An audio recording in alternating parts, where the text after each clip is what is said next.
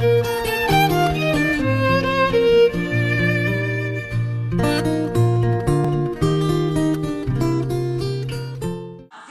foana amin'ny fanontaniana mpizaika izay misolo tena an'iza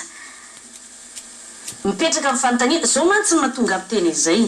raha tia asa tety aloha ary mamerina izay foana efa betsaka raha ny fivorovoriana ohatrany io ny tanterahana ny ainga tany amin'ny assise nationale tamin'ny taondasa dia nisy ny conférence régionale ny tanterahana tamin'ny taondasa isa-paritra ataontsika hoe nakany fotony tamin'izany fotoana izany ange nareo nijoro e nilaza fa tena io no izy ankehitriny indray a lery no izy efa nisy fotoana koa ny tenin'ny fampiarana ino no izy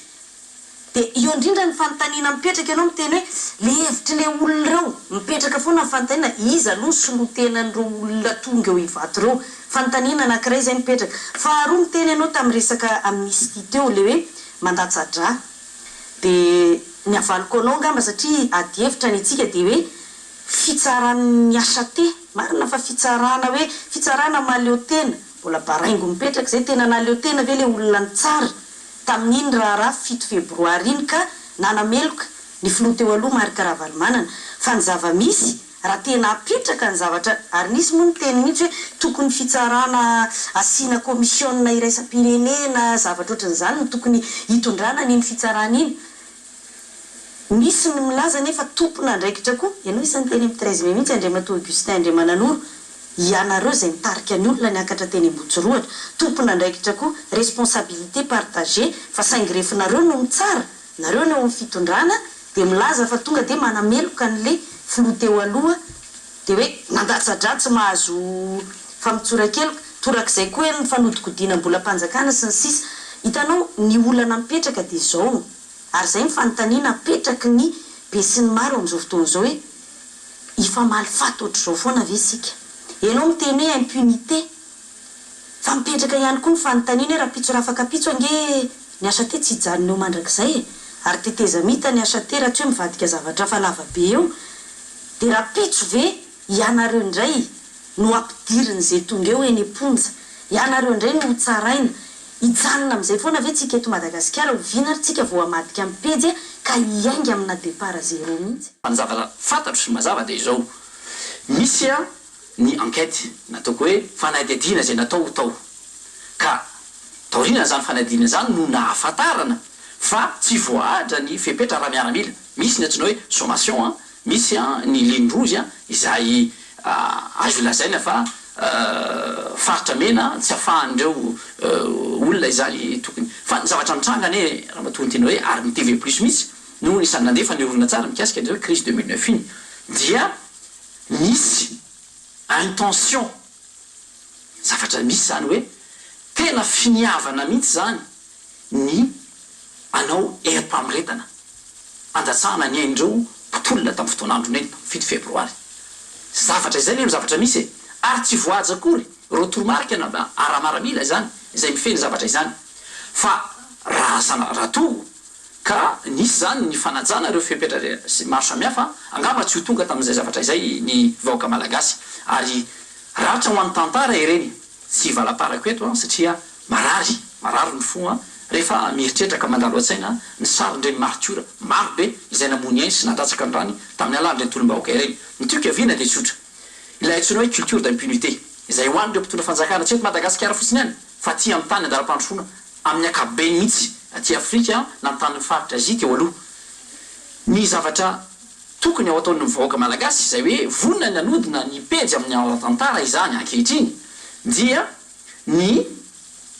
ametraka ny lalàna velona ho eo ambony ny mpitondra fanjakana fa tsy ny fanohatra amin'izay akory zany hoe izay mpitondra fanjakana izay alay-panahy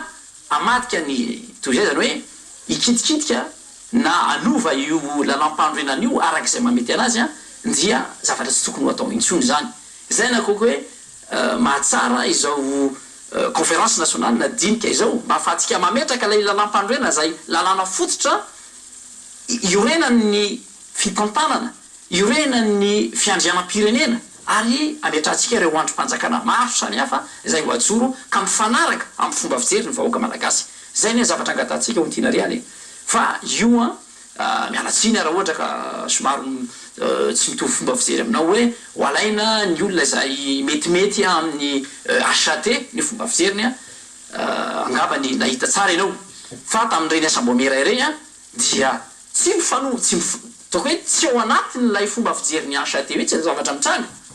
afaka mameta marika vitsivitsy aminao ohatra satria nahita ohatra tamin'ny asambomera raha miresaka tsika ny amin'ny lafiny ataoko hoe fametrahana fotsiny hoe inona no ataoko hoe régime de la transition misy ane ny taremarika zay manazava fa manana fomba fijery ny mpizaika ary manana fomba fijery ny koa raha ianao eo amin'ny fanjakana zay mametimety aminao zay le hoe didina akanjo mety ampitondra fanjakana ankehitriny nefa tsy mety amin'ny fomba fijery vao fa de ekenao midika izany fa tena misy objectivité tokoa tao anatin'izany conférence nationale zany mino ve ianao raha ohatra ka satria raha pitso moa nivoaka ny conclusion sy ny résolution rehetra mikasika nyo fiaonam-be-pirenena io raha ohatra ka tonga amin'izay resaka hoe amnistie sélective zay ny vaovao farany aloha raha ny tamin'ny androany dia le hoe 2002-2008 atao amnistie générale dia ny aorinan'izay no atao sélective na sélective le izy na tenena hoe na 2002-2008 na 2008 sy ny anina vao mipetraka le sélective hoe amnistie sélective mino ve ianao fa hitondra fahatoniana fitoniana na apaisement eto amin'ny firenena zay fanapa-kevitra zay mino ve ianao fa ho tonga any amin'ny famahana ny crise tokoa isika ka tsy verimberina le olana ao arinao ary za miteny mihitsy hoe engany ka olo marina daholo nareo amin'ny HAT engany tsy isin'ny crise ao arinao ka sanatrin'ny zany anareo indray no ampidirin'ny olona ny amponja hoe mamerina an'izay foana mino ve ianao fa hitondra apaisement io zavatra io tsy moa kristianina Onitiana ary olon'ny finoana zany olona tsy manam-pinoana zany dia manjary somaro veriverdiany amin'ny fiainana ary io mahatonga ny vaoko malagasy misy fiteny manao hoe very fanambola velona satria efa tsy manana fanantenana intsony ny zavatra tokony apetraka sika etriny dia tokony mena fanantenana amin'izay ny vahoaka malagasy tokony hanana finoana hanana fanantenana raha ampingo hoe manana fitiavana somaro lasa mifandibatra kely amin'ny soratra masina amin'ny teny korintianina amin'ny zavatray fa tokony hanana finoana ary hanana fanantenana tsika ny zavatra mitranga kehitriny ane Onitiana dia tsy ampitsolo lay fanantenana vahoaka malagasy hoe misy hoavo mamirapiratra ary raha dininao azy rehefa mandeha amin'ireny olona-pianakaviana amin'ny zavatra maro samihafa reny dia saika nihira zay efa navalo lasa tany aloha reny no ohatrany hoe mametsovetso ny vahoaka malagasy ary ny lasa miresaka no lasa foana iny mahatonga ny zavatra satria ilay hoavy izay tokony mamirapiratra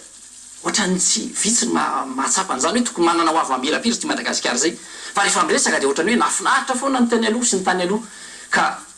angambany izay tokony ijerentsika anazy tokony hanam-pinoana tokoa tsika malagasy